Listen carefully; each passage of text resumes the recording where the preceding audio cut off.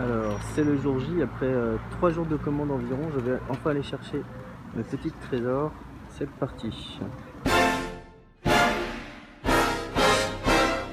Après les avoir commandés, attendu 3 jours, revenu le lendemain pour 2 bacs. Là je reviens, j'ai mes petites mignonnes, mes petites chéries et un nouveau bac. Voilà. Du coup là ils sont à 29 €. Je trouve que ça vaut vraiment le coup. Et en plus le couvercle est complètement fermé. Me voilà dans ma fiche room, je vais donc procéder à l'acclimatation sans plus tarder. Je vais ouvrir tout doucement et les mettre directement là-dedans. J'ai mis déjà un petit peu d'eau d'aquarium. Alors c'est étonnant parce qu'ils disent qu'elle est 100% aquatique, mais elle n'est pas du tout complètement émergée. Elle est dans une sorte de matière, je sais pas quoi. Tiens là, on peut en voir une là. Là on peut les voir que ça saute. Hein. Tout est là-dedans en fait. Hein. Si tu es un bon aquariophile, c'est tout dans la claquette chaussette. Hein. Tu veux pas me croire, mais un jour on le saura. M'applique. Hein. En fait, j'ai pas envie d'ouvrir comme un fou. J'essaie d'être précautionneux, c'est bien fermé dis donc, hein. Oh là là, encore là j'ai retiré le scotch.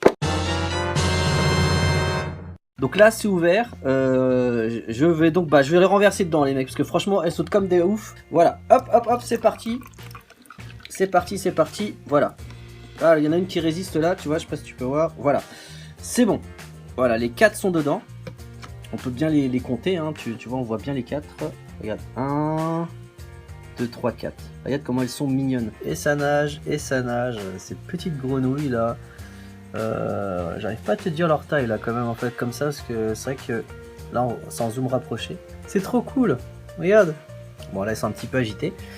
Je vais les reposer. On va les laisser tranquillou et on va faire l'acclimatation en douceur. J'ai demandé au conseiller vendeur comment se passait l'acclimatation. Il m'a dit de la même manière que vos poissons. Donc voilà. On y va, donc je procède à la clim. Donc comme d'hab, hein, on fait ça en 20-30 minutes. Voilà, hop, et on introduit tout doucement de l'eau. Hop là. 2 hours later. 6 months later. 1 eternity later. Alors le temps alloué a été largement dépassé. Vous avez plusieurs solutions maintenant. Certains vont vous prendre toute l'eau, comme moi des fois honnêtement je prends ça, je renverse directement tout dedans. Je fais quand même attention. Donc je vais prendre à l'épuisette et on va voir en espérant qu'elle ne saute pas. La première fois de ma life que je vais prendre une grenouille avec une épuisette. Alors vas-y, viens par là toi. Attends, là tu vois, regardez ce que je la vois, ouais, tu vois là, elle est dedans. Voilà, là elle est bien dedans, bien au fond. Et bah non, ça se passe plutôt bien. Et là, hop, on introduit donc la grenouille. Voilà, la grenouille est introduite. Elle est où? Je la vois pas. Ah, elle est au fond, voilà. Évidemment, c'est bête, une grenouille c'est bête comme un poisson. Ça va au fond, mais ça pense pas à sortir. Allez, de l'autre côté, tourne-toi. Tourne-toi. Non, en plus ça va vers le haut. Oh, c'est pas vrai. Ouais, elle se coince dedans. Ouais, elle veut pas. Ah bah si, bah elle est sortie. Elle est plus dedans. Donc là, elle doit être quelque part dans le bac. Elle est où? Là, je la vois pas. Ah bah elle est là. Ah, trop cool. Bah je vais utiliser l'autre crevette par contre là. Enfin, l'autre épuisette par contre là après. On la voit, elle est juste là. Versus 2, donc après la première épuisette qui fonctionne super bien avec les petits poissons. Parce qu'elle est très confortable et tout, bah ça n'a pas marché là on a vu. Alors là à mon avis ça va pas être beaucoup plus simple avec une épuisette de ce type là, mais ça va être plus pratique je pense. Parce que elle est déjà plus grande. Allez viens là ma petite mignonne, viens là. Hop, vas-y. Voilà, c'est bon elle est dedans. Hop, regarde comment elle saute. Vas-y, là on la met direct dedans. Allez. Et voilà. Waouh, magnifique. Magnifique. Regarde comment elle est belle. Magnifique. Petit focus. Trop bien. Allez, on perd pas de temps, j'attaque les autres. Voilà, là il y en a 2. Hop. Regarde.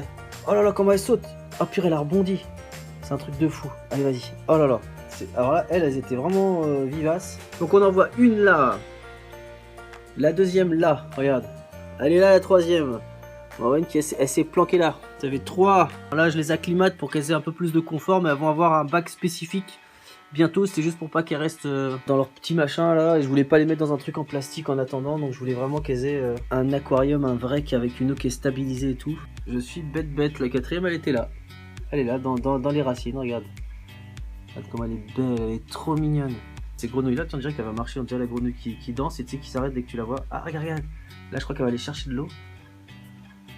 T'as vu, faut pas, elle nage pas très bien, t'as vu, hein, faut pas non plus trop d'eau si elles ont besoin d'aller à la surface. Voilà, elle est un petit peu stressée, je pense. Donc là, faut faire attention à la concurrence alimentaire parce que les poissons, eux, sont beaucoup plus à l'aise dans l'eau. Ils ont tendance, dès que tu m'as mangé, toute la nourriture est consommée par eux.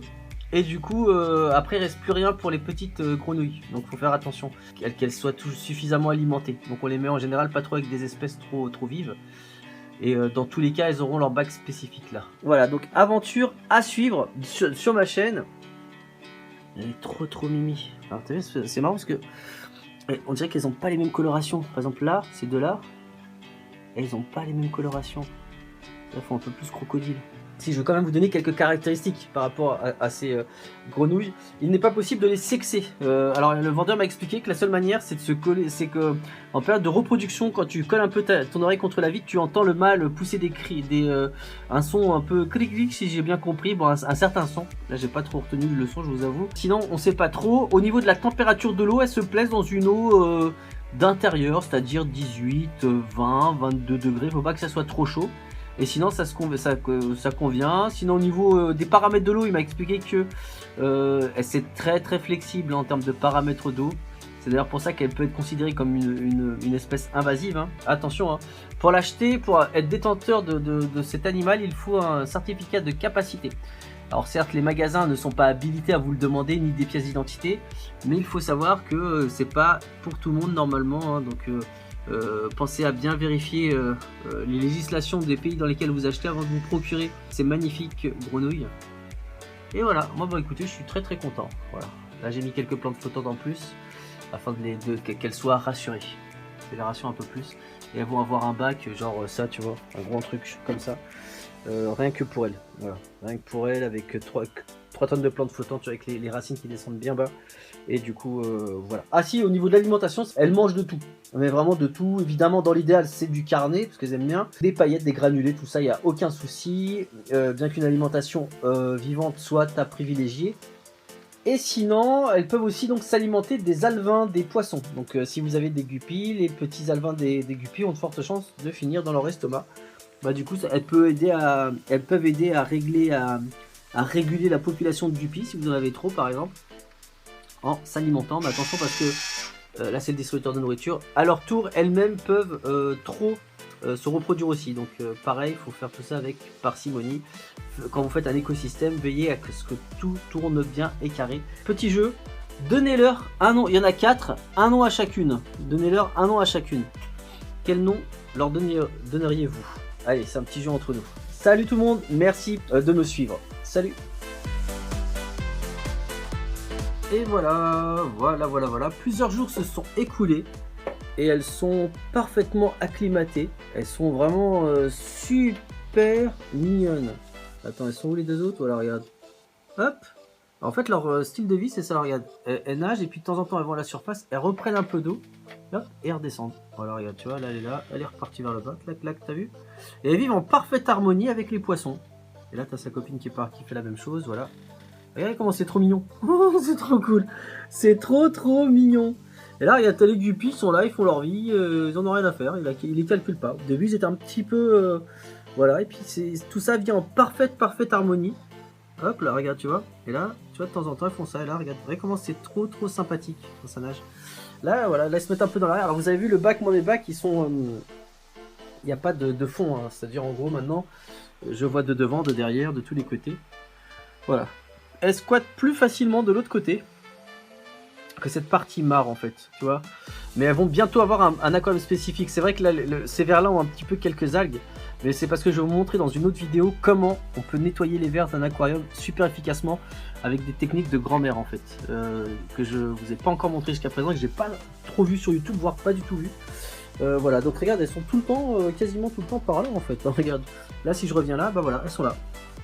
Elles aiment cette petite clairière sympathique, regarde, elles sont là. Alors faites très attention parce qu'il y a des espèces qui atteignent 10 cm. Quand vous achetez, faites très attention. Demandez vraiment la bonne. C'est des Hymenopterus curtip. Alors tu as les curtip et tu as les Brogetti, ou Brogetti, je sais plus trop comment on dit. Je vous donnerai tout ça, bah, je vais mettre un petit article sur sur mon forum. Comme ça vous pourrez après librement vous y exprimer. Donc sur mon forum qui sera en descriptif de vidéo. Et là bientôt elles vont avoir un aquarium juste pour elles. Un beau grand bac qui ressemblera à une petite mare. Alors peut-être je vous l'avais pas beaucoup dit jusqu'à maintenant, mais je suis un grand fan de mares. Enfin, c'est quelque chose que j'aime énormément, les mares. Et j'aimerais un jour avoir une mare, plutôt qu'un grand bassin, mais plutôt une sorte de mini-mare plutôt qu'un bassin. Allez, je vous dis à bientôt dans d'autres vidéos.